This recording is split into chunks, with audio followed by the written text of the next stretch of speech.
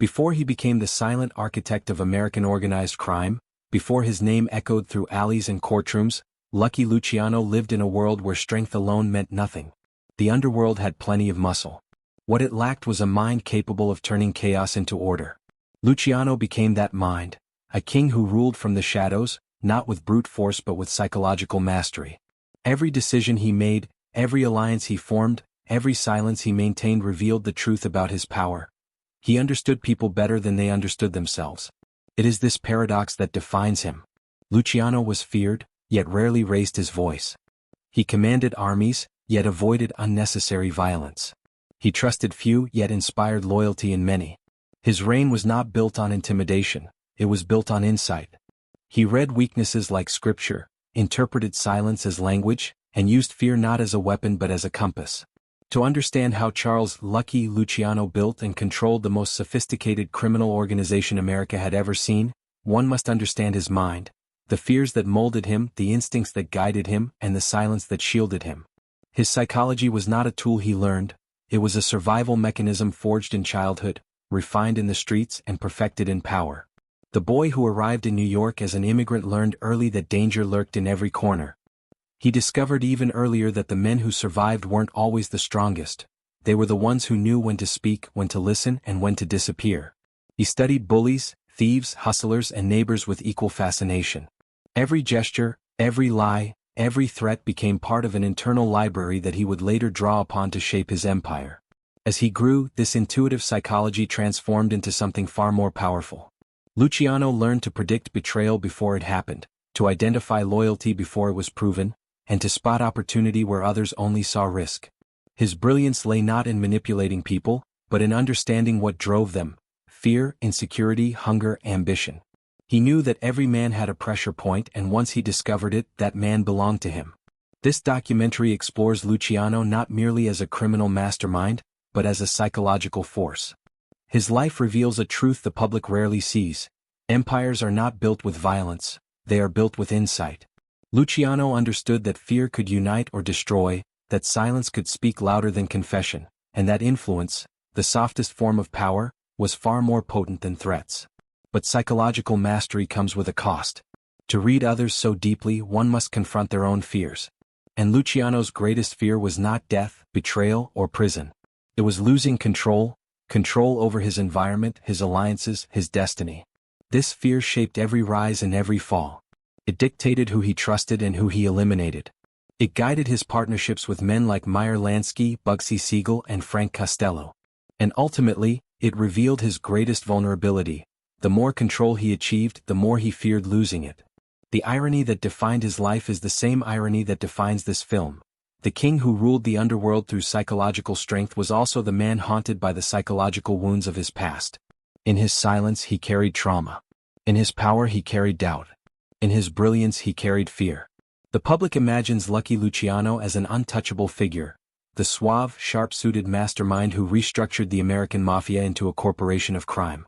But behind that myth lived a man who understood suffering long before he understood strategy. Behind the legend lived a child who learned that to survive, one must anticipate danger before it strikes. Behind the king lived a boy who feared losing everything the moment he grasped it. This is the story of the mind that built an empire. A mind that crafted alliances not from loyalty but from necessity. A mind that created systems to protect him from the unpredictability of human nature. A mind that turned silence into armor and fear into foresight. As the documentary unfolds, we will follow Luciano not only through the events that shaped his rise, but through the psychological patterns that governed him. You will see how every victory had its cost, how every alliance carried its shadow, and how every moment of power whispered a warning he could never ignore. His life teaches us that control is never complete. Fear is never defeated. Silence is never empty.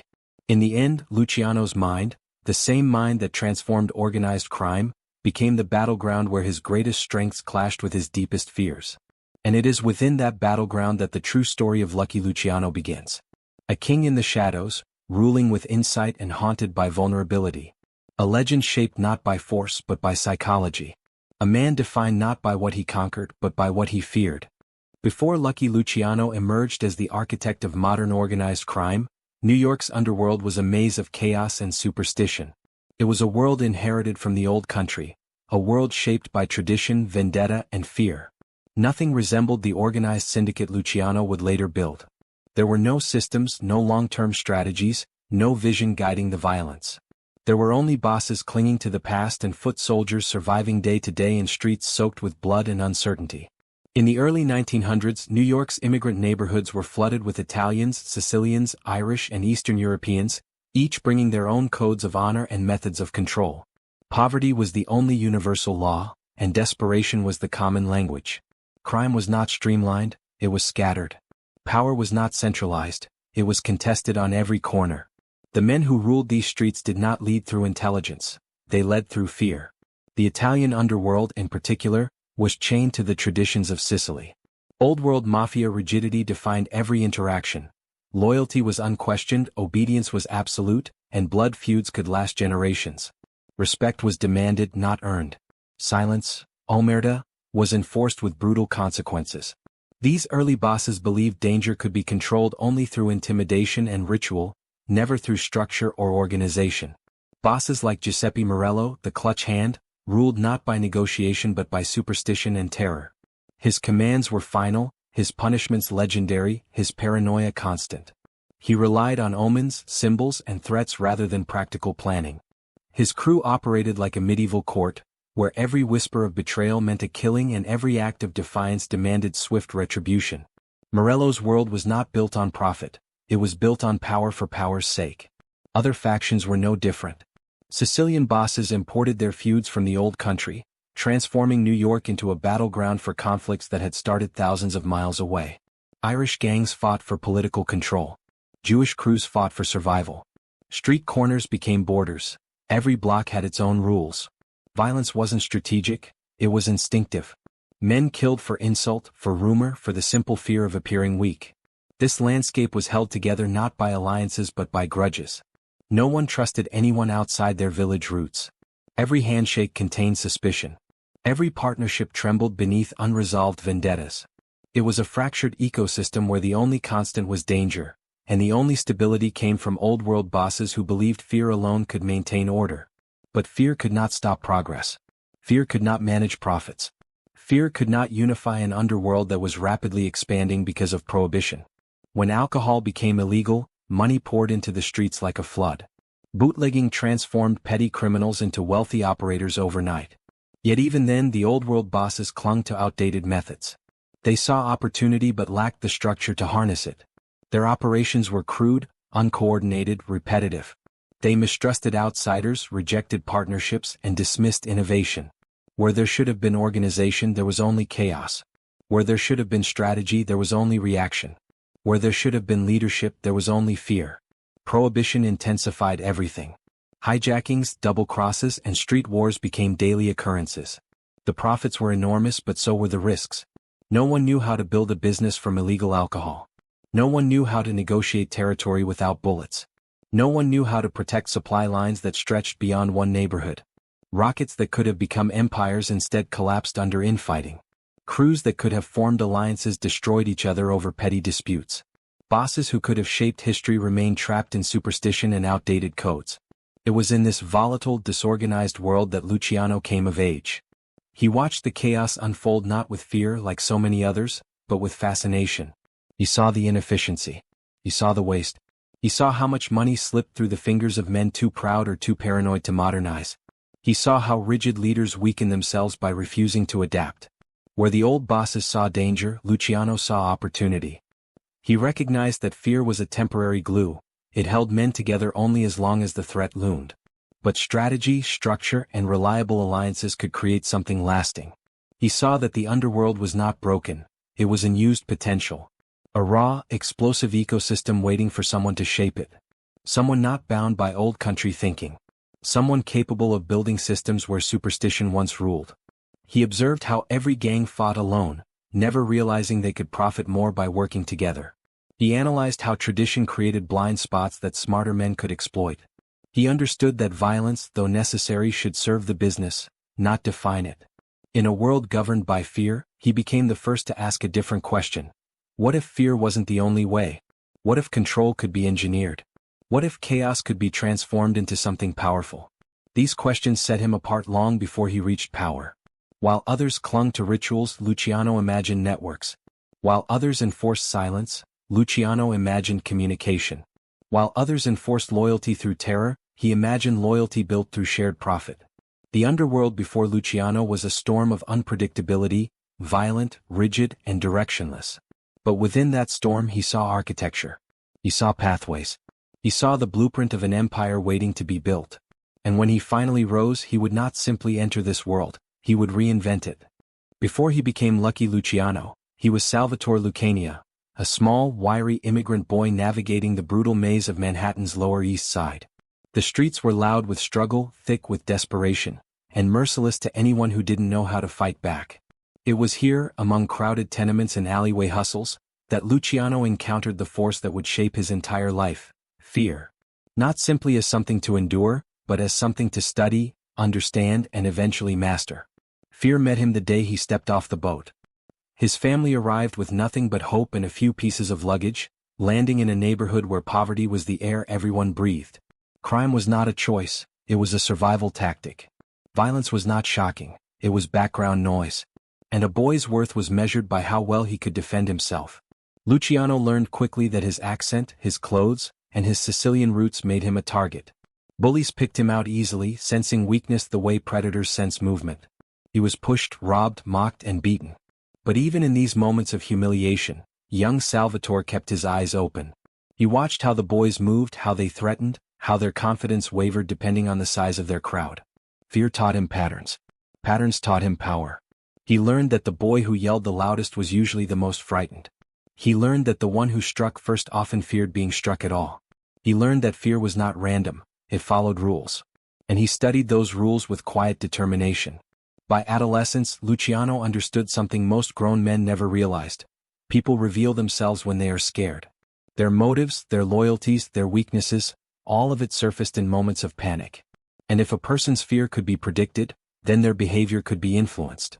This became the foundation of his future empire, long before he ever earned $1 in the underworld. But one moment changed everything. Luciano was cornered behind a tenement building by a group of boys older and stronger. They expected him to beg or run. Instead he stood still. Not because he wasn't afraid, but because he wanted to see how they reacted. In that hesitation he recognized a flicker of uncertainty in their leader. A pause, a blink, a subtle shift backward.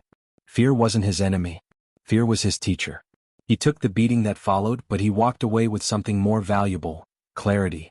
Strength didn't rule the streets, psychology did. As he grew older, this understanding evolved with him. Luciano began hustling, gambling, delivering goods, and running small errands for local gangsters. Each job introduced him to a new kind of fear: the fear of failure, the fear of betrayal, the fear of consequences. But instead of shrinking under these pressures, he observed how others responded to them. Some men froze. Some lied. Some lashed out. Luciano remained calm, calculating, and watchful. Then he met the boy who would change his world, Meyer Lansky. Their first interaction has been told many ways, but the essence remains the same. Luciano saw Lansky refuse to back down from a much larger bully. The small, quiet Jewish kid stood his ground with a confidence that had nothing to do with size or strength. Luciano recognized something instantly: this boy understood fear the way he did. Not as a threat but as information. They connected not through culture or circumstance but through mindset. While other boys teamed up based on ethnicity, Luciano and Lansky formed a bond built on intellect and instinct. Lansky thought like an analyst, breaking down problems into manageable pieces. Luciano thought like a strategist, reading human nature like a map. Together they became something rare in the neighborhood. Dangerous without needing to act dangerous. Lansky was the first person to truly understand Luciano's mind. He saw the way Luciano observed people, the way he assessed danger before stepping into it, the way he recognized insecurity in even the toughest men. Luciano, in turn, admired Lansky's calm logic. His ability to detach emotion from decision. The two complemented each other perfectly, the intuitive predator and the calculating tactician. But it was Bugsy Siegel, fiery, impulsive, fearless, who completed the trio. While Lansky and Luciano mapped the psychological landscape, Siegel charged into it with the reckless confidence of someone who didn't care what fear meant. And together, the three boys began climbing from petty hustles to more serious operations. They learned which gamblers could be pressured, which shopkeepers needed protection, which cops could be paid, and which rivals could be manipulated into fighting each other. For Luciano, every experience reinforced the same lesson: fear governs behavior, and whoever understands fear controls the outcome. He watched as older gangsters relied on brute force, shouting orders and swinging fists. He saw how quickly their empires crumbled once fear no longer worked. He memorized every mistake they made: bad alliances, rash decisions, uncontrolled tempers. Luciano vowed never to rule that way. He wouldn't be a boss who forced obedience. He would be a boss who engineered it. By his late teens, Luciano already displayed the mental discipline of a seasoned leader. He could sense betrayal in a man's hesitation. He could detect weakness in a man's posture. He could expose insecurity with a single question. And he used that knowledge not to dominate others, but to build a network of people who trusted him, feared disappointing him, and relied on his ability to stay calm in crisis. Fear had taught him survival. Fear had taught him perception. Fear had taught him influence. But most importantly, fear taught Luciano something no one else understood. If you learn to master fear, your own and everyone else's, you can rise from nothing and control everything. The street kid who once trembled under the fists of bullies now carried a blueprint in his mind. A blueprint for domination not through violence, but through understanding. And with every lesson learned on those rough sidewalks, the foundation of the future king of organized crime took shape. Lucky Luciano did not rise through the underworld because he was the strongest man in the room. He rose because he was the only one who understood the room. In a world built on intimidation, he chose intelligence. In an era where threats shaped reputations, he shaped alliances. And while countless mobsters relied on bullets and bravado to climb the ladder, Luciano ascended with a different weapon entirely: his mind. The early 1920s were a violent blur of ambition, bootlegging, and turf wars, but to Luciano they were a classroom. Every speakeasy, every warehouse, every backroom card game was an opportunity to observe human nature.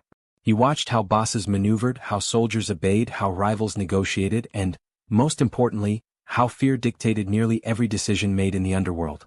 Where others saw chaos, Luciano saw patterns. Where others reacted, he planned. Where others demanded loyalty, he cultivated it. This perspective set him apart long before he became a household name. Diplomacy in a world that didn't value it. Most mob leaders of the time believed diplomacy was weakness. They clung to old-world codes, expecting blind obedience and offering little in return. Luciano understood that this approach created brittle power, power that shattered the moment someone refused to be intimidated. So he replaced domination with negotiation. He met with rivals not to threaten them but to understand them. He learned what they wanted, what they feared, and what they were willing to risk. Instead of forcing alliances, he built them by aligning interests. And when he made a promise, he kept it, not out of morality but out of strategy. A deal honored was a seed planted for future loyalty. This shift was revolutionary. Men who once distrusted everyone found themselves trusting Luciano. Men who once resisted cooperation found themselves seeking his guidance. He became the bridge between factions, a mediator with the rare ability to make every side feel like they had something to gain. The power of listening. While other gangsters shouted orders, Luciano listened. He observed facial expressions, tone shifts, hesitation, the small signals that revealed far more than words. He could detect lies without confrontation, ambition without confession, and loyalty without ceremony. Soldiers admired him because he understood their needs. Capos respected him because he recognized their strengths. Rivals tolerated him because he anticipated their concerns before they voiced them. Listening became his invisible advantage. It allowed him to navigate threats without escalation. It allowed him to build alliances others thought impossible. It allowed him to lead without constantly reminding people he was the leader. Partnership with Meyer Lansky, the mind behind the mind. While Luciano possessed instinctive psychological intelligence, Lansky provided the mathematical and financial logic that transformed those instincts into calculated strategy. Their partnership was not born of convenience, it was born of mutual recognition. Lansky understood structure, risk, and percentages the way Luciano understood people. Together they formed a brain trust unlike anything the American mafia had seen. Lansky introduced order into operations, turning chaotic rackets into predictable revenue streams. Luciano absorbed every ounce of Lansky's wisdom and used it to refine his long-term plans. Their conversations were not about territory or tradition, they were about business models, efficiency, and scalability. They imagined a criminal enterprise that operated like a corporation.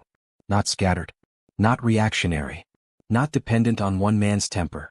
A true empire. And Luciano would become its architect. Bugsy Siegel, the blade to their mind where Lansky provided calculation, Siegel provided motion. Charismatic, fearless, impulsive, Siegel gave Luciano something that intellect alone could not supply: immediate force when diplomacy reached its limit. Luciano understood that even in a world of strategy, violence remained a necessary tool. Siegel became the enforcer who acted not from emotion but from precision, guided by Luciano's insight rather than brute instinct. With Lansky and Siegel beside him, Luciano held the perfect triad: the strategist, the financier, the fighter. Each man filled a role Luciano needed. Each man represented an aspect of the empire he envisioned. Each man trusted Luciano not because he demanded it, but because he earned it. Alliances over bloodlines. Unlike old-world bosses, Luciano never limited himself to Italian or Sicilian contacts.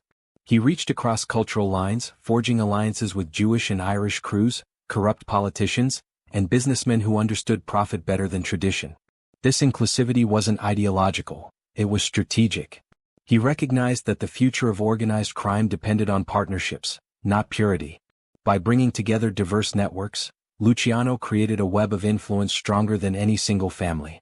He became a central node, the one person capable of uniting factions who spent decades trying to kill each other. This unity allowed him to scale operations beyond anything his predecessors imagined. His competitors ruled neighborhoods. Luciano ruled systems. Turning crime into a corporation. Bootlegging during Prohibition provided the blueprint Luciano needed. He watched how money flowed, from suppliers to distributors to street-level sellers, and realized the mafia lacked the organization to fully exploit it. So he restructured everything. He implemented management layers. He delegated tasks based on talent, not lineage. He reinvested profits strategically. He eliminated unnecessary violence that drew police attention. This corporate structure transformed crime into a business model. Predictable, efficient, profoundly profitable. His competitors feared him, not because he was the most violent but because he was the most prepared.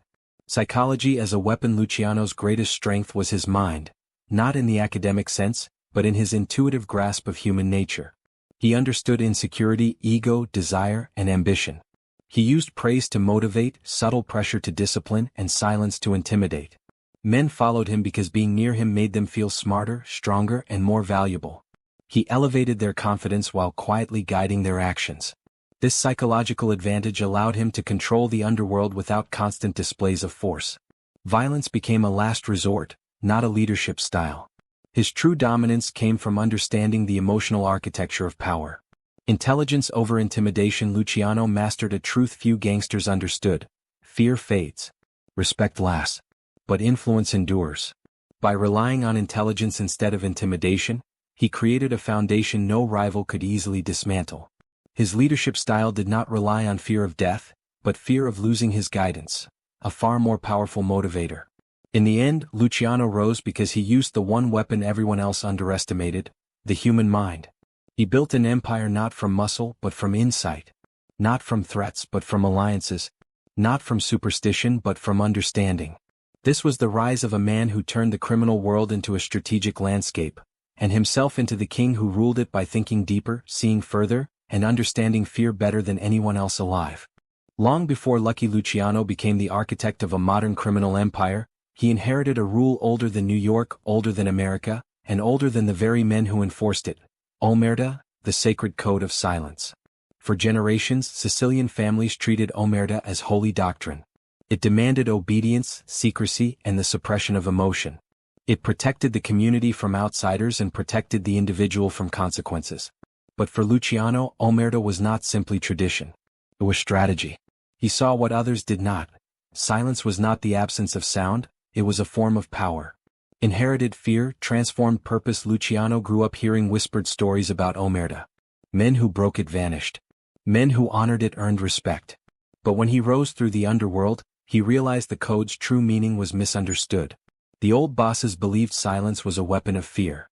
They enforced it with brutality, convinced that terror alone could keep men loyal. But terror breeds unpredictability. It breeds rebellions, panicked decisions, and impulsive betrayals. Luciano recognized a deeper psychological truth: silence works best when men choose it willingly. So he reinterpreted omerta into something more sophisticated: a psychological framework for maintaining discipline, unity, and efficiency within an empire too large for intimidation alone. Loyalty is silent agreement. Luciano did not demand loyalty the way old world bosses did. He cultivated it. He built alliances that benefited everyone involved, making silence a natural extension of shared success. Men kept secrets not simply because they feared punishment, but because they feared losing access to Luciano's world, a world of opportunity, influence, and upward mobility. He turned omerta into a contract of mutual interest. Silence was not a burden, it was a symbol of belonging. Breaking it meant exile from a system more profitable and stable than anything the old bosses ever created. Luciano understood that fear of losing privilege is far stronger than fear of physical pain, a psychological insight that reshaped the entire mafia. Emotional containment, the heart of omerta. Another radical reinterpretation came through emotional discipline. The old dons believed silence meant keeping secrets. Luciano believed silence meant keeping feelings contained. Anger led to sloppy decisions. Pride led to unnecessary wars. Fear led to betrayal. Guilt led to confessions. Luciano controlled his emotions with the same precision he used to control his operations. He rarely raised his voice. He rarely revealed anxiety. His calmness became a form of intimidation, the kind that made men uneasy because they could never read him fully. This aura transformed him into a psychological figure more powerful than any physical threat. He expected the same discipline from his men. The commission meetings he would later establish ran with strict emotional neutrality. No shouting. No impulsive outbursts. Every expression was measured, every reaction carefully masked. Under Luciano, silence became the foundation of respect. The man who could remain silent in chaos was the man he trusted most. Silence as a tool of influence. Luciano knew how to use silence to shape outcomes. In conversations he spoke less than others, letting rivals reveal their intentions through nervous chatter. When negotiating, he paused at critical moments, allowing the absence of words to create pressure. Silence turned into a psychological mirror, forcing others to confront their own fears and assumptions. Men often told him more than they planned simply because they were uncomfortable with the stillness he created. He learned that silence exposes insecurity. Silence reveals motive. Silence forces others to fill the space, often with mistakes. Luciano became a master at weaponizing the quiet. Secrecy as structure. While old world dons treated secrecy as ritual, Luciano treated it as infrastructure. He reorganized operations so that no one man had full visibility. Soldiers knew their immediate task and nothing more. Capos understood their territory but not the larger web of alliances. Even trusted lieutenants lacked information outside their designated sphere. This compartmentalization wasn't paranoia, it was design. If one man broke omerta, the damage would be contained. If one crew fell, the system around it would adapt. If one ally became unreliable, the structure would remain stable. Secrets, under Luciano, were not just hidden, they were distributed strategically. Silence over violence. Luciano's rule marked a significant break from the violent leadership styles of his predecessors. He preferred quiet solutions. A conversation over a confrontation. A negotiated compromise over a public killing. Violence, when used, was swift, surgical, and unceremonious. Its silence mattered more than its brutality. A clean disappearance sent a stronger message than a public execution. A quiet restructuring of territory preserved stability better than a bloody takeover. The result was an empire that appeared calmer on the surface, but far more controlled beneath it. The psychology behind the code to Luciano, omerta was ultimately about predictability. The old mafia operated on volatile emotions and personal vendettas. Luciano wanted something resilient, a system where human behavior could be anticipated. Silence created that predictability. Men who knew how to keep their mouths shut also knew how to keep their impulses controlled. Men who mastered silence learned discipline. And disciplined men could be trusted to operate within a larger structure. Omerta became the psychological backbone of Luciano's empire, a code not of fear but of stability. The weight of his own silence, but silence was not only a weapon Luciano used against others. It was a burden he carried himself. He internalized doubts, masked exhaustion, and hid vulnerabilities behind an expressionless calm. His quiet confidence made him seem invincible, but it also forced him into emotional isolation. The man who taught others to contain their fears never revealed his own. The king of silence became its prisoner. In the end, Luciano mastered omerta not because he worshipped tradition, but because he understood psychology. Silence for him was discipline. Silence was influence. Silence was power. And in a world where every sound could expose weakness, the quietest man in the room became the most dangerous one of all. Lucky Luciano did not invent organized crime, but he reinvented its operating system. Before him, vice markets existed as fractured hustles, chaotic, violent, and dictated by whoever had the loudest gun or the hottest temper. But Luciano saw what no one else did. Crime was not a collection of street rackets. It was a business ecosystem waiting for structure. And structure, above all else, required control. To control an empire built on illegality, he needed two things the underworld had never seen: predictable systems and strategic fear. Turning chaos into industry, prohibition had flooded New York with money, but the early bootleggers handled it like amateurs. They hijacked each other's shipments, murdered over pennies, and sabotaged their own profits through disorganization. Luciano watched all of it with the eyes of a future CEO. He realized that chaos didn't come from crime, it came from lack of management. So he reorganized the streets like a corporation. Each racket became a department. Each territory a branch. Each capo a manager. Each soldier a specialist with a defined task. Luciano didn't want unpredictability, he wanted systems. Systems could be audited. Systems could be maintained. Systems could survive without constant violent intervention. Gambling, drugs, prostitution, labor racketeering, every vice market was placed under a structured model based on efficiency and insulation. No one had the full picture. Every man knew only what he needed to know. This allowed Luciano to control the entire underworld with an oversight style more akin to an executive than a gangster. Prostitution.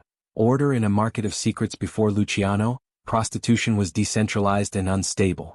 Independent brothels paid whoever demanded protection that week. Violence broke out constantly, clients were unreliable, and madams had no consistent structure to rely on. Luciano standardized everything. He established routes, schedules, payment structures, and managerial layers. Prostitutes reported to madams. Madams reported to collectors. Collectors reported to crews. Every dollar moved predictably. Every risk was assessed. Omerta became administrative, not emotional. And for the first time, the oldest profession in history behaved like a streamlined industry. Gambling, mathematics meets muscle. Gambling appealed to Luciano because it was naturally predictable. With Lansky's mathematical brilliance guiding him, Luciano instituted standardized odds, centralized bookkeeping, and shared risk models between families. Gambling no longer operated like a series of backroom hustles. It became a revenue engine. With predictability came stability. With stability came trust. And with trust came the ability to expand gambling far beyond New York, eventually reaching across states and into Cuba. Systemization replaced chaos. Precision replaced intimidation.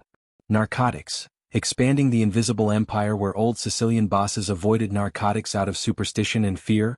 Luciano saw unstoppable demand, and therefore unstoppable profit. But narcotics were dangerous business. One mistake could bring federal attention. One careless trafficker could expose the entire chain. So Luciano engineered a compartmentalized machine. Importers handled supply. Processors handled refinement. Couriers handled distribution. Street pushers handled risk. No level knew enough to dismantle the others. This was not paranoia, it was strategy. And at the top sat Luciano, invisible to all but his closest circle. Narcotics profits soared. But so did the pressure. And with pressure came the need for a new kind of fear. Labor racketeering, power without a single shot fired. Labor rackets revealed Luciano's brilliance most clearly. Instead of intimidating union leaders, he became union leadership through infiltration. Instead of threatening businesses, he offered labor peace for a predictable cost. Strikes could be started or stopped with a single phone call. For businessmen, working with Luciano was less dangerous than working without him. It was a masterstroke, the creation of fear not through violence but through dependence. The logic of fear, precision, not chaos. While previous mob bosses used fear like a blunt weapon, Luciano used it like a scalpel. To him, fear was not about terror, it was about predictability. Fear kept men disciplined. Fear prevented impulsive betrayals. Fear created order in an environment where law could not. But his method differed drastically from the old guard. Instead of random beatings or public executions, Luciano implemented fear quietly, strategically, and psychologically. He understood 3 rules. 1. Fear must be rare or it becomes noise. If violence happened every day, it lost impact. Luciano used it sparingly so that when it occurred, everyone listened. 2. Fear must be targeted. He punished not the weak but the influential, the one man whose disappearance would ripple through the ranks. 3. Fear must be silent. A body found in a gutter caused panic. A man who simply vanished caused discipline. By reformulating fear into a management tool, Luciano created an empire governed not by screaming threats, but by quiet expectations. Influence over intimidation. The true genius of Luciano's approach was that most men feared disappointing him more than they feared defying him. He projected calm authority. He displayed no ego. He rewarded competence. Men wanted to stay in his favor because being in his orbit meant opportunity, and leaving it meant exile, irrelevance, or worse. Fear for Luciano was not brutality. Fear was psychology. Fear was structure. Fear was control. And that control allowed him to run criminal enterprises with the efficiency of legitimate corporations. The empire built on logic. Every racket Luciano touched became more stable. Every operation he reorganized became more profitable.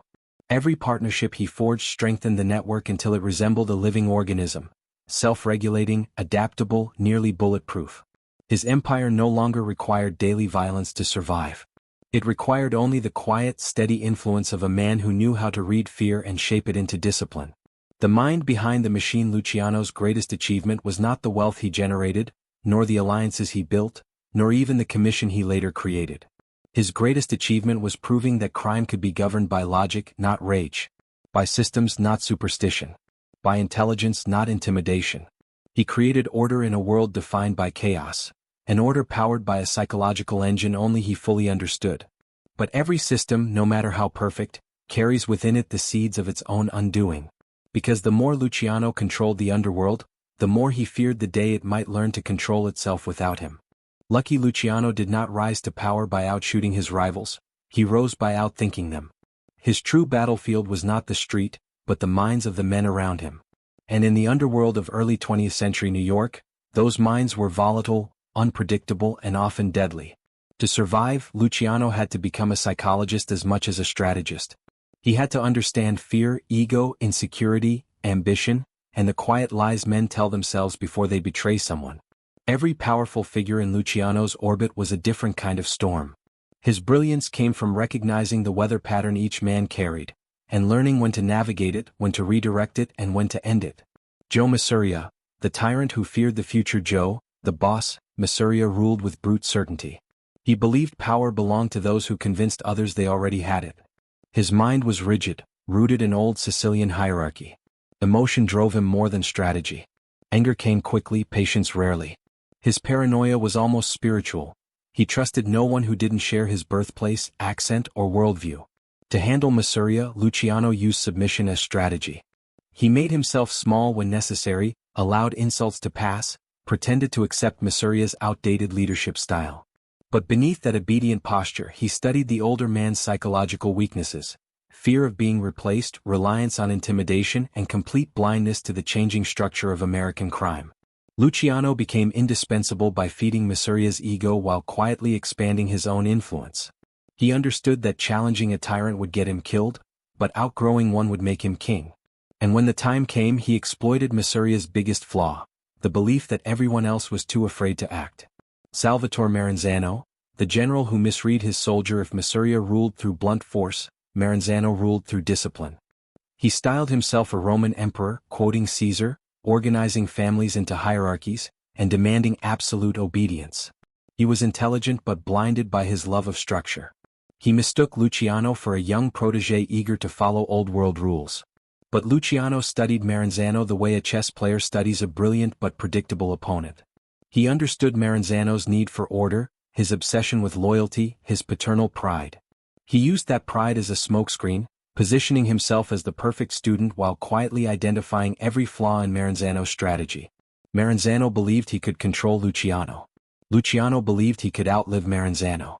And he did. When Maranzano began eliminating anyone he saw as a threat, including Luciano, he revealed his fatal weakness: a brilliant mind clouded by fear. Luciano recognized that fear immediately. It was the same fear he had spent his life mastering in others.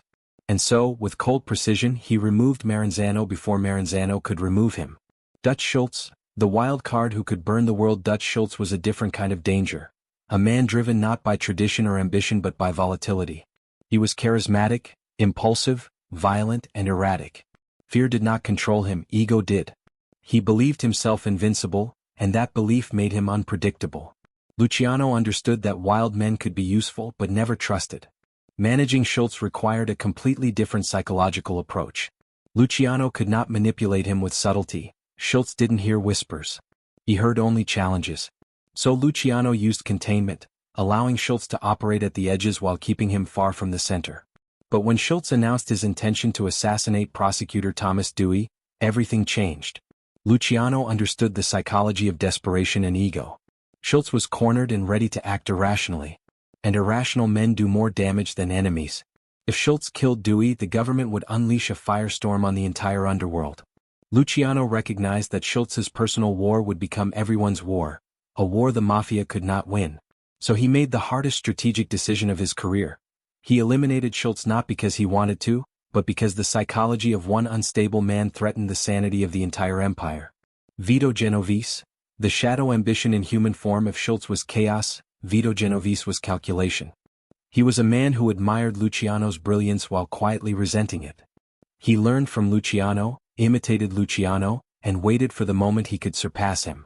Genovese never raised his voice, never acted impulsively, never revealed his intentions, which made him far more dangerous than any gunman on the street. Luciano recognized Genovese's ambition early. He saw how he studied organizational structures, how he evaluated people, how he positioned himself in conversations. Genovese was not loyal, he was patient. He exhibited the psychology of a man who believes he deserves the throne but understands the value of timing. To manage him, Luciano used controlled trust. He kept Genovese close enough to watch but never close enough to threaten. He assigned him responsibilities but never authority. He treated him with respect while denying him real influence.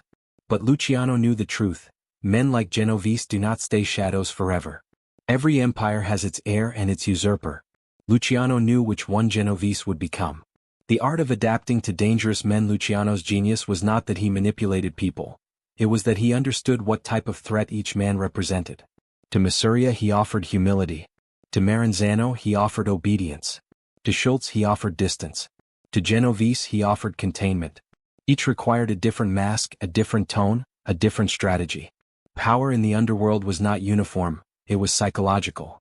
Luciano mastered the emotional terrain better than any gangster before him. He used persuasion where others used fear. Manipulation where others used violence. Patience where others used pride. Intellect where others used instinct. The shifting landscape of power as alliances shifted and wars erupted. Luciano stood at the center not because he was the most feared, but because he was the most understood, and the most understanding. He read motives before they were spoken. He sensed betrayals before they occurred. And he positioned himself always one step ahead, not by luck, but by psychological insight. Each dangerous man he encountered shaped him. Each rival refined his strategy. Each alliance revealed a new dimension of power. And with every move the underworld changed, becoming less chaotic, more organized, and ultimately aligned with Luciano's vision. A world where intelligence ruled intimidation, and where the mind became the deadliest weapon of all. The Castellamarese War is often remembered as a bloody struggle for dominance, a storm of ambushes, assassinations, and street executions that shook New York's underworld. But the real battle, the battle that determined its outcome, was not fought with bullets. It was fought with psychology. Lucky Luciano, still young but already sharper than the men who claimed to rule him, understood that minds broke long before bodies did. While Masuria and Maranzano clung to old-world instincts, Luciano fought a different kind of war. One where fear was currency, silence was camouflage, and strategy mattered more than firepower. The war begins. Chaos as a weapon and a vulnerability. The conflict erupted between Joe, the boss Masuria, and Salvatore Maranzano, two titans of tradition who believed leadership belonged to men who took it by force. Their feud transformed New York into a battlefield. Soldiers died in alleys, businesses shut down, and every conversation carried an edge of paranoia. But beneath the violence, a psychological chess match was unfolding, one Luciano recognized before anyone else. He understood that the war wasn't really about territory. It was about identity. Masuria and Maranzano were fighting to preserve an old-world myth, that authority came from intimidation and bloodline.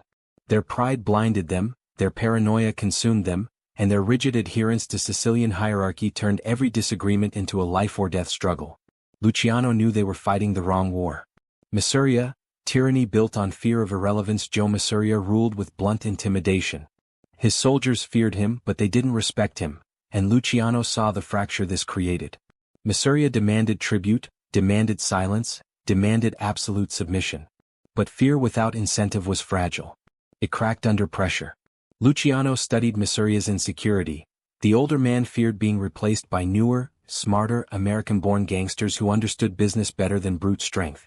This insecurity made him impulsive. He executed men without proof. He started wars he couldn't control. Luciano recognized that Masuria's ego was his weakest point. So Luciano used it. He fed Masuria partial truths, exaggerated threats and carefully timed reassurances. He acted loyal while subtly nudging Masuria into making decisions that isolated him from other bosses. Luciano didn't need to pull the trigger. He simply encouraged Masuria's paranoia until it became self-destructive. By the time Luciano turned against him, Masuria was already half defeated by his own mind. Maranzano, a general trapped in his own discipline. Salvatore Maranzano was the opposite. Disciplined, intelligent, methodical. But his strength was also his flaw. He tried to impose a Roman-style hierarchy on a world that no longer responded to ancient rules. Maranzano believed in order so rigid that it suffocated the very men he sought to command. Luciano admired his intellect, but he studied his psychology with equal precision. Maranzano demanded loyalty but didn't inspire it. He craved respect but forced obedience. He spoke of unity but ruled like a dictator. Most importantly, he misunderstood Luciano entirely. He thought Luciano was the perfect young lieutenant, sharp, obedient, ambitious but controllable. He mistook Luciano's silence for submission, never realizing it was camouflage. Luciano used that misreading to gather information, form alliances, and position himself for the final strike. Fear as currency, the art of psychological pressure. During the war, fear became the underworld's most valuable commodity. Every man feared choosing the wrong side, feared being watched, feared being betrayed. Luciano manipulated this fear with precision. He identified which soldiers feared Masuria, which feared Maranzano, and which feared both. He spoke to them quietly, offering reassurance, opportunity, or escape. He made promises without making threats. He created pockets of doubt inside both camps. Fear didn't make men loyal. Fear made them movable. And Luciano moved them like pieces on a board. His camp expanded not through intimidation, but through the subtle, psychological force of offering something those men had never experienced. A future beyond endless war. Silence as camouflage, Luciano's greatest weapon throughout the war. Luciano revealed nothing. He spoke little. He gave no clear side. He met both bosses. He obeyed orders while secretly undermining them. His silence made him invisible, and invisibility made him untouchable. Silence allowed him to hear information without revealing his own intentions, gain trust without offering loyalty, observe reactions without creating suspicions, and operate in the shadows where real power lived. While Masuria raged and Maranzano lectured, Luciano simply listened. Every silence he kept was a move forward. Every word he withheld was a shield. By the time the bosses realized how deeply Luciano had infiltrated their worlds, it was already too late. The turning point, the mind over the gun. Luciano knew the war could not end through negotiation. Masuria and Maranzano were too proud, too entrenched in their identities, too consumed by the mythology of the boss of bosses. To build the future he envisioned, Luciano needed both men removed, permanently. But the brilliance of his plan was not the assassinations themselves. It was how he orchestrated them. Luciano convinced Masuria that he was loyal until the very moment he wasn't. He exploited Masuria's need for validation, arranging the meeting that led to the older man's execution. Masuria died not because Luciano overpowered him, but because Luciano outmaneuvered his psychology. Maranzano required a different approach: stealth, precision, finality. He trusted Luciano right up to the moment armed men disguised as IRS agents stabbed and shot him. Maranzano's downfall was not physical, it was cognitive. He believed his structure made him untouchable. Luciano proved that no structure was stronger than the human mind. The war ends. A new psychological order. With both tyrants gone, Luciano emerged not as a conqueror drenched in blood, but as a strategist who won a war without revealing he was fighting one. The underworld saw a new kind of power, not fear-based, not tradition-bound, but psychologically engineered. The Castellammarese War ended because Luciano understood what the old bosses never could. Bullets decide battles, but psychology decides wars. He built his rise on the minds of dangerous men, their fears, their flaws, their egos, and reshaped the mafia into an empire guided not by intimidation but by strategy. The hidden war had been won long before the final shots were fired. Lucky Luciano built his empire on two psychological pillars: fear and silence. For years, he used them with flawless precision: fear to maintain order, silence to hold loyalty together. But psychology is not static. It shifts with pressure, bends under scrutiny, and sometimes turns on the very man who uses it. As law enforcement tightened around him, Luciano discovered the cruel truth: the same forces that made him powerful could also be the forces that destroyed him.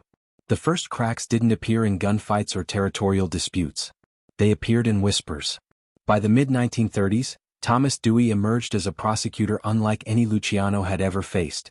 Dewey couldn't be bribed, couldn't be intimidated, couldn't be diverted with politics. He wasn't chasing arrests, he was chasing a narrative.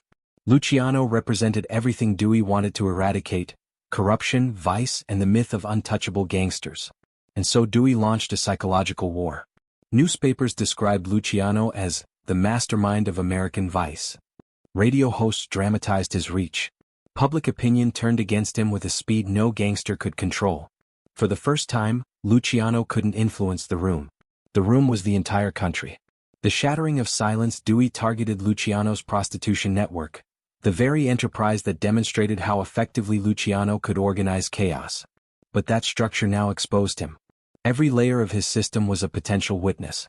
And Dewey's interrogation tactics introduced a fear stronger than any Luciano had engineered: the fear of state power. Women who once swore omerta began speaking. Some testified out of desperation. Others to save themselves. A few simply wanted revenge. It didn't matter. The silence Luciano spent years cultivating had shattered. He realized, painfully, that the psychology of loyalty collapses the moment people believe silence will destroy them instead of protect them. When allies become spectators inside the mafia, panic spread like infection. For years, Luciano had been the unshakable center of gravity. His calmness reassured ambitious men. His strategic mind kept the commission stable. His influence prevented wars. But once he was arrested, everything shifted. Men watched carefully, not to help him but to judge whether his fall might threaten their rise. Allies became distant. Rivals became opportunistic. And the very commission Luciano built to unify the mafia began quietly preparing for life without him. The psychology of dominance, his greatest tool, began to erode. Without the illusion of absolute control, even loyal men hesitate. Luciano understood this better than anyone. And yet he could do nothing to stop it. The arrest, symbol over substance. When police arrested Luciano at the Roosevelt Hotel in 1936, he displayed the same calm confidence he used throughout his rise. But he saw something in the officers' eyes he couldn't ignore: certainty. They believed they had already won. And belief is the strongest psychological weapon of all. Luciano had always been the man who read fear in others. Now he was the one being analyzed: his expressions, his posture, his silence. For the first time in his life, he wasn't intimidating the room. The room was studying him. Dewey's trial of the mind in court: Dewey used narrative instead of evidence. He painted Luciano as the architect of every immoral act in New York City. He didn't need to prove each detail. He needed to convince the public that Luciano looked like the kind of man who could run the entire underworld. Witness after witness testified, some truthfully, some inventing details for leniency. But what mattered most was the symbolism. Luciano's silence was no longer interpreted as strength. It was interpreted as guilt. His greatest psychological shield had turned into a weapon against him. Fear reverses direction. Luciano had built a world where men feared disappointing him. Now they feared being associated with him. This shift was devastating. It meant the psychology of fear, once his greatest asset, was reversing. Informants flipped because they feared the government more than the mafia. Allies retreated because they feared exposure more than loyalty. The commission stalled because they feared political destruction more than internal unity. Luciano's entire leadership model was built on predictable behavior. But fear makes humans unpredictable, especially when survival is on the line. The betrayal within the final blow came not from strangers, but from people who had once benefited most from Luciano's power. Some quietly aligned with Vito Genovese, who wasted no time positioning himself as the next dominant figure. Others simply embraced distance, hoping Dewey would overlook them if they appeared uninvolved. Luciano had spent his life mastering the psychology of dangerous men. But nothing prepared him for the moment when psychology worked against him, when fear created fractures he couldn't mend and silence became harmful instead of protective. The verdict, the end of illusion. When the guilty verdict was announced, Luciano didn't react. He sat still, expressionless, controlled. But inside, the realization settled heavy as stone. He hadn't been defeated by violence or strategy. He had been defeated by psychology. Fear turned inward. Silence turned against him. Once loyal minds recalibrated for survival. The fall didn't begin when the judge sentenced him. It began the moment his greatest tools became liabilities, the moment he realized he could not control the shifting minds of those he once dominated. For the first time in his life, Lucky Luciano faced a truth no strategy could outmaneuver. Even the master of psychology can be undone when the human mind decides it no longer belongs to him. The courtroom was the one place Lucky Luciano had never prepared for. It was a stage where shadows meant nothing, where silence lost its power, and where every eye watched him with a hunger he could not influence. For a man who ruled by controlling perception, stepping into that courtroom was like stepping into a trap built specifically to dismantle his identity. He was no longer the strategist in the backroom, he was the subject under the brightest lights of his life. Thomas Dewey, sharp, disciplined, and politically ambitious, understood this better than anyone. He wasn't just prosecuting a criminal case, he was prosecuting a myth. Dewey knew Luciano's power came from invisibility, mystique, and psychological control. So he designed the trial to strip all of that away. Before the first witness spoke, the public had already decided what Luciano was: a mastermind, a villain, a symbol of organized vice. Luciano had spent his life manipulating narratives. Now the narrative manipulated him. A media storm Luciano couldn't silence. From the moment proceedings began, the trial became a spectacle. Reporters filled the benches, flashbulbs exploded around him, and newspapers produced headlines that painted Luciano as the spider at the center of America's criminal web. Luciano, brain of the underworld. The silent puppet master exposed. Luciano, who had built power through remaining unseen, now found himself everywhere. Front pages, radio broadcasts, political speeches. His face became propaganda, his intelligence twisted into evidence. He didn't fear bad press, he feared what it represented. He had lost control of the story. Dewey dismantles the invisible machine. Dewey's prosecution strategy was psychological brilliance. He didn't try to prove Luciano committed each crime personally, he attacked the structure Luciano had built. He exposed the chain of command in the prostitution network, mapped the financial flows, and interrogated every link in the system. One witness described the operation as a company without a name. Dewey smiled. That was exactly the narrative he wanted. To the jury, Luciano was no longer a man. He was a system. His intelligence, once admired by allies, was now reframed as dangerous and predatory. His organizational genius, the reason he became king, now became the reason he would be condemned. Luciano sat perfectly still as he always did. But the stillness that once intimidated men now seemed incriminating. His calmness, once a mark of discipline, was interpreted as cold guilt. His silence betrayed him. The collapse of Omerta. The moment the first witness broke the code of silence, Luciano knew his world was shifting. Then came a second, then a third. Some testified truthfully, some invented details, but all contributed to the same outcome: the destruction of Luciano's psychological foundation. He had built his empire on the belief that fear and loyalty could manage human behavior. But he had never accounted for the kind of fear Dewey introduced: fear backed by the state, by long sentences, by the desperate need for self-preservation. Fear of Luciano had always been stronger than fear of the police. Until now. Witnesses cried. Witnesses pointed. Witnesses saved themselves by offering him up. Luciano didn't flinch, but inside he knew the truth. Silence could no longer protect him. Allies who became spectators. The mafia watched the trial closely, too closely. Men who once relied on Luciano's guidance began distancing themselves. They weren't betraying him directly, they were simply preparing for a world where Luciano was no longer at the top. Even the commission, his creation, refused to intervene. Helping him now meant risking everything. Luciano had built a system that thrived on logic, on stability, on minimizing unnecessary risks. Ironically, those same principles now justified letting him fall. He had always believed that psychology gave him control over dangerous men. But psychology also taught him this: when a king begins to fall, even loyal men become cautious. The courtroom as psychological cage. Throughout the trial, Dewey treated Luciano not as a criminal but as a puzzle to be solved. Every expression was scrutinized. Every silence interpreted. Luciano was used to being the one who read others. Now he was the one being read. He knew exactly what Dewey was doing, turning Luciano's greatest strength, his mind, into the central argument for why he must be locked away. By the time Dewey delivered his closing statement, the outcome was already sealed. The jury didn't see a man. They saw a mastermind. A symbol. A threat too intelligent to remain free. The verdict. When silence stops working when the guilty verdict was delivered, Luciano remained stone-faced. Not because he felt confident, but because emotion had no place in his world. Still, he felt the truth break inside him. This was not just a legal defeat. It was a psychological defeat. He wasn't being punished for violence or individual crimes. He was being punished for control, for strategy, for intelligence, for being the mind behind the machine. The courtroom had done what bullets and betrayals never could. It forced Luciano into the open, stripped him of his mystique, and turned his own strengths into damning evidence.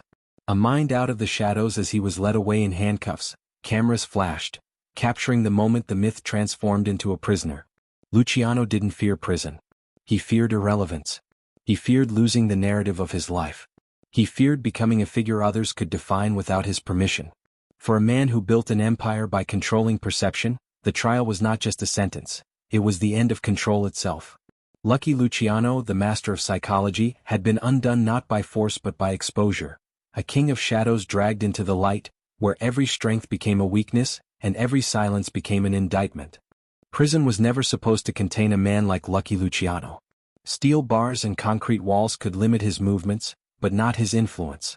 His power had never come from physical freedom. It came from understanding people, manipulating fear, and shaping decisions. And those elements existed everywhere, even behind bars. If anything, confinement sharpened Luciano's psychological instincts. It forced him to adapt, to reevaluate, to observe human nature in its most raw and desperate form. From the moment he entered Clinton Correctional Facility, Luciano studied the environment the way a general studies a battlefield.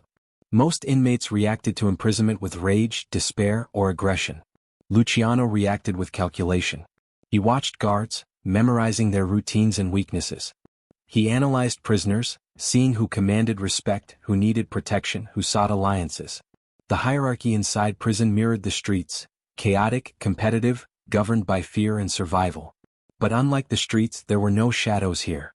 Everything was exposed. Luciano used that exposure to his advantage. He never presented himself as a tyrant or a victim. Instead, he positioned himself as a calm, centered presence. A man who understood more than he revealed.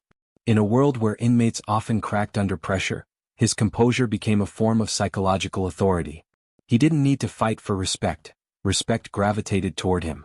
Prisoners came to him for advice, intervention, and negotiation. Even guards, wary at first, eventually recognized that Luciano had an uncanny ability to prevent conflicts before they escalated. He was a prisoner by sentence but a leader by psychology. Maintaining control from the inside. Even more remarkable was Luciano's continued influence on the outside world. The commission still respected him. His old allies, particularly Meyer Lansky and Frank Costello, understood that Luciano's mind was too valuable to discard. They visited him, relayed information, and sought his counsel on high-stakes decisions. The empire he built did not collapse without him. It simply adapted to a new operating model where Luciano's guidance flowed through coded conversations, legal visits, and trusted intermediaries. Every message he sent carried weight. Every suggestion shaped policy. Every warning redirected alliances. He no longer controlled the underworld's day-to-day operations, but he guided its long-term trajectory. His psychological blueprint, the systems he had designed, the principles he had established, remained intact, functioning like a machine that needed only occasional adjustments from its creator. Psychological adaptation. A mind-reforged prison forced Luciano into introspection. The silence he once wielded as a weapon now confronted him as a constant companion. Instead of breaking him, it refined him. He became more patient, more observant. He learned to live without immediate control, focusing instead on influence, the deeper, subtler form of power that could cross walls and wire. Fear, which he once used as leverage, now became something he had to manage internally. Not fear of violence or betrayal, but fear of irrelevance. That fear drove him to stay involved, to remain intellectually sharp, to prove that confinement did not diminish his value. He adapted by training his mind rather than exerting his force. He adapted by accepting constraints rather than fighting them. He adapted by turning prison into a psychological laboratory. The war and the unexpected alliance, then came World War II, and with it, an opportunity only Luciano could have foreseen. When the U.S. Navy needed intelligence to protect the New York waterfront from Nazi sabotage, officials realized they needed information from the one group that controlled the docks, the Mafia. And no one commanded more influence over that world than the man sitting in a prison cell. Luciano was approached discreetly, a quiet acknowledgement that despite his conviction, his power still mattered. His assistance would be secret, unofficial, deniable. But it was also undeniable proof that even the U.S. government recognized the reach of his mind. Luciano agreed not for personal glory but for strategy. He understood the value of cooperation in reshaping his future. Through intermediaries, he ensured labor peace on the docks, facilitated communication, and helped prevent disruptions that could have endangered wartime operations. He never set foot near the waterfront, yet his voice carried into the heart of American security. It was the ultimate demonstration of influence without freedom. Influence as survival. The naval intelligence operation did more than assist the war effort. It reaffirmed Luciano's psychological philosophy. Real power does not require proximity. It requires reputation, understanding, and the ability to motivate others. His allies outside prison continued to respect him because he demonstrated that imprisonment had not weakened his strategic mind. Inside the prison walls, news of his involvement spread quietly. Inmates saw him not just as a powerful man, but as someone whose reach extended far beyond their world. This elevated his status to something mythic. He wasn't just a leader now, he was a symbol of what intellect could achieve under the harshest conditions. The psychology of survival. Luciano's confinement proved one final truth about him. His mind was his empire. He could lose territory, freedom, influence, even the loyalty of some men, but as long as he could think, analyze, and predict, he remained powerful. His psychological adaptability kept him relevant. His strategic thinking kept him connected. His insight kept him indispensable. Prison didn't end his reign. It transformed it. Luciano learned that power does not disappear when physical control is lost. It evolves. It becomes quieter, deeper, more refined. Behind bars, he proved that influence is not measured by distance or visibility, it is measured by impact. And Lucky Luciano, even in confinement, still shaped the underworld with a mind sharper than steel bars and stronger than any sentence the court imposed. When Lucky Luciano was deported to Italy in 1946, he stepped onto the docks of Naples not as a returning king, but as a man severed from the world he had built. America had been his empire, the stage where he mastered psychology, alliances, and power. Italy, though his birthplace, felt foreign, slower, distant from the sharp instincts that shaped him. Exile did not break him, but it confronted him with the one battle he had always avoided, the battle within his own mind. Naples regarded him with a mix of fascination and suspicion. People whispered his name, but they didn't treat him as a leader. They saw a legend displaced, a man whose authority had been forged an ocean away. Luciano studied the city as he once studied New York, observing faces, listening for opportunity, yet something fundamental had shifted. The underworld in Italy followed old loyalties, tight family structures, and deep-rooted traditions. The corporate-style empire he crafted in America had no mirror here. And exile came with distance. Distance from the men he trusted, from the operations he once directed, from the world that had once moved to the rhythm of his decisions. Trying to hold on from afar, Luciano did not give up. He maintained contact with his allies in the United States, offering guidance through letters, coded messages, and rare in-person visits. But he sensed how limited he had become. His advice influenced events, yet no longer shaped them. The commission still respected him, but they no longer depended on him. The empire he built continued without him, efficient and self-sustaining, proof of his brilliance and a wound to his pride. He realized too late that by creating a system designed to outlive its leaders, he had unintentionally made himself replaceable. His mind remained sharp, but his reach grew shorter. Every decision filtered through distance felt diluted. Every message he sent felt less essential. For a man whose identity was built on control, this quiet erosion felt like a slow, psychological death. A changing underworld. Italy in the post-war years was unstable, fractured, and reassembling itself through new criminal networks.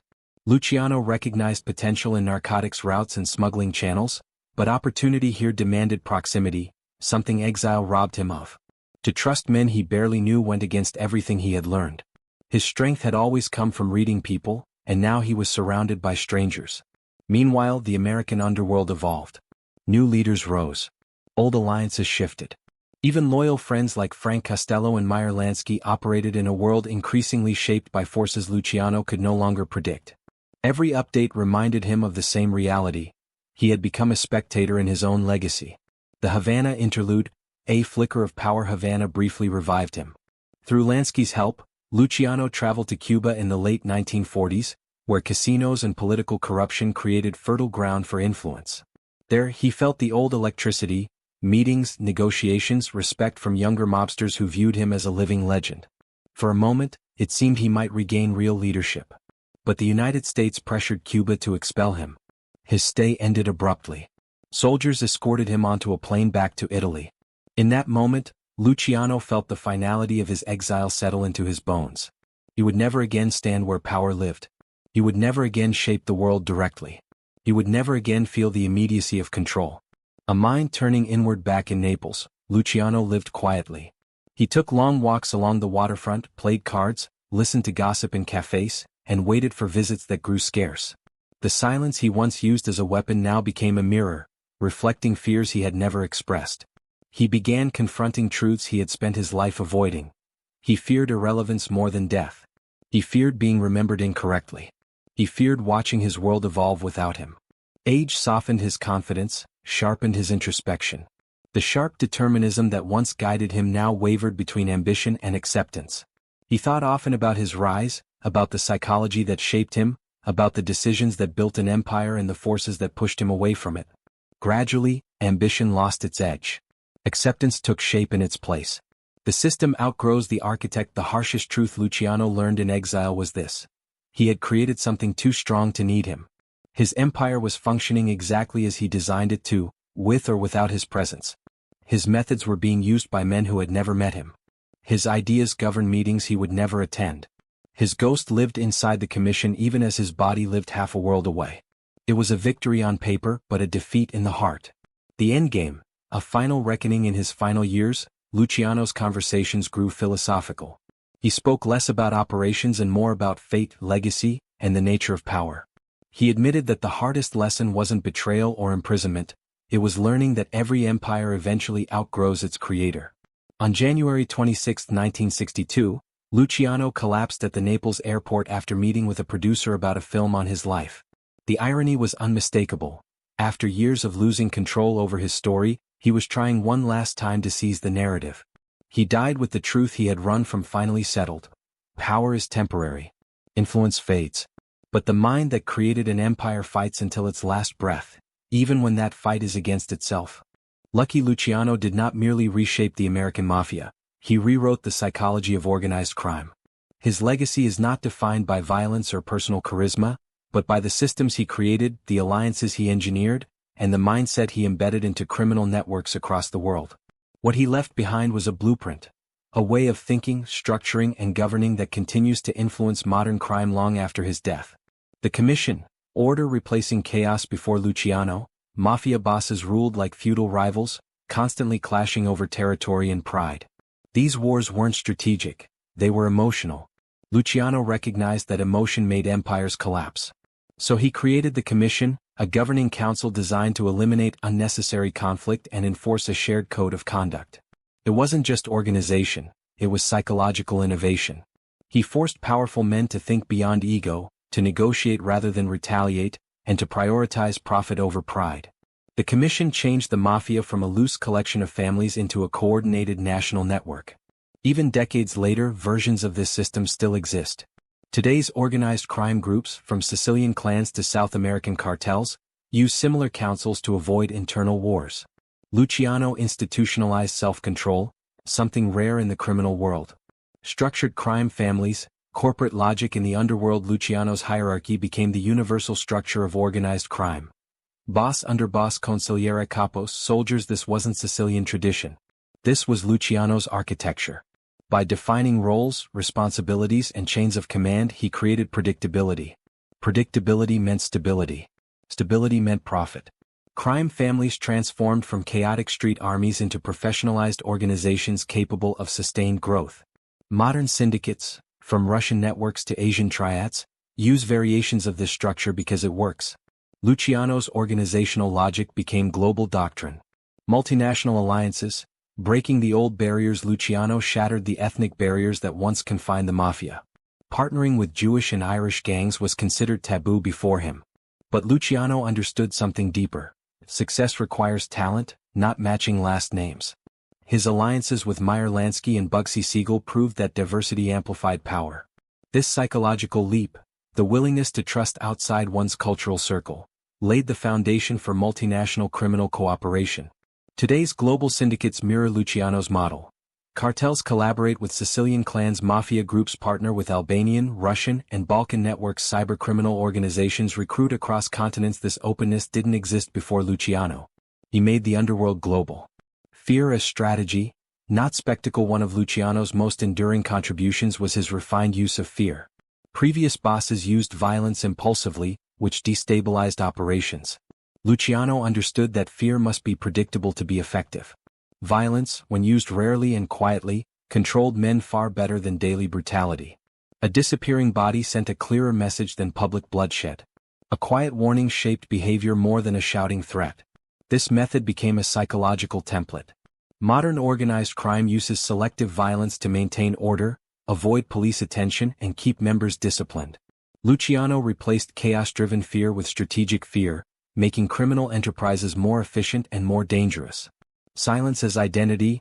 The evolution of omerta. Luciano didn't just enforce omerta, he reinterpreted it. Silence became more than a rule, it became a professional standard. In his system, silence meant discipline. Silence meant trust. Silence meant belonging. Men didn't obey omerta only out of fear, they obeyed because breaking it meant losing access to a powerful, profitable world. Luciano turned a cultural tradition into a psychological engine that kept his empire running smoothly. Today, silence remains one of the strongest pillars in organized crime. Not because of Sicily but because Luciano made it useful. Power through logic. The rejection of ego. Luciano's legacy is defined by one principle. Power must serve logic, not emotion. He proved that criminal empires fail when leaders let pride dictate decisions. He eliminated unnecessary conflicts, cut out unstable allies, and avoided wars unless absolutely necessary. His psychology was simple. Emotion is weakness, strategy is strength. Modern bosses who endure follow this rule. Those who break it fall quickly. Luciano turned rational thinking into the supreme underworld skill. The narcotics template. A global model. Luciano helped pioneer compartmentalized narcotics operations long before cartels dominated the drug trade. His system separated sourcing, transport, distribution, and street sales so no single participant could expose the entire network. This model is now standard worldwide. Compartmentalization, specialization, distance from leadership equals near impenetrable structure. Luciano didn't just predict the future of narcotics trafficking, he built the blueprint for it. A legacy larger than the man. When Luciano died, the mafia didn't fall apart. It expanded, matured. It evolved, using his systems, his philosophy, his psychological framework. Even government agencies studying organized crime acknowledged that Luciano's influence made the mafia harder to dismantle because he introduced stability, communication, and rational governance. He created an empire that operated like a mind, structured, interconnected, adaptive. The psychological blueprint he left behind. Luciano's legacy can be summarized as three psychological pillars: fear, controlled, selective, strategic power; logical, structured, shared silence; disciplined, cultural, invaluable. These are not relics of the past. They are the foundation of modern organized crime. Whether in New York, Sicily, Moscow, Mexico, or Hong Kong, Luciano's fingerprint remains. His innovations outlived him because they were not tied to his personality, they were tied to human behavior. He didn't build an empire of men. He built an empire of ideas. And ideas, especially those rooted in psychology, survive far longer than kings. In the end, Lucky Luciano's story is not the tale of a man who ruled with brutality, nor of a tyrant who commanded obedience through violence alone.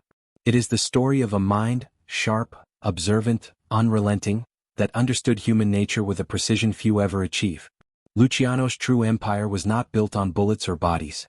It was built on psychology. Long before he became a kingpin, Luciano realized that power did not belong to the strongest man in the room.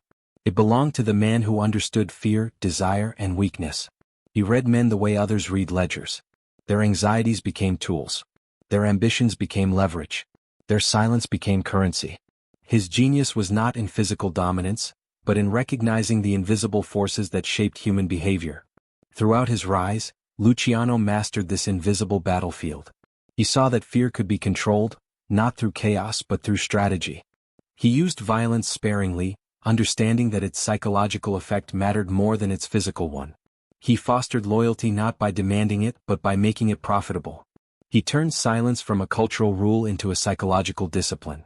And he replaced emotional decision-making with cold, calculated logic. This was the foundation of his reign, the mind as weapon, psychology as power.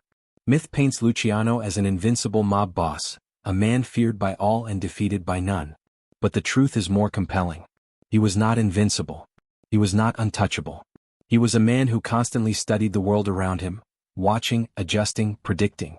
He was vulnerable, obsessive, and haunted by the knowledge that power can vanish the moment you stop understanding the people who give it to you. Luciano's brilliance also carried his downfall.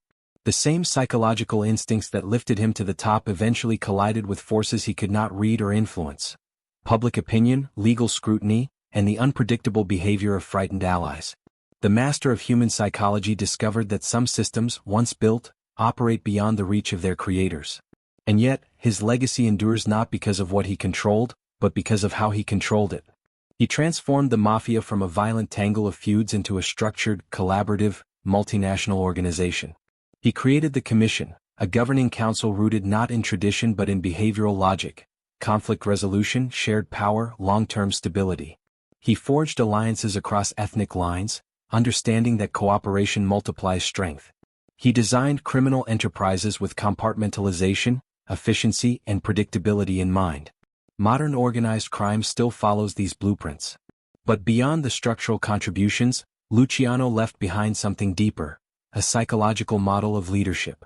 He proved that power thrives in silence, that influence endures where intimidation fails, and that understanding human nature is the strongest currency in any underworld.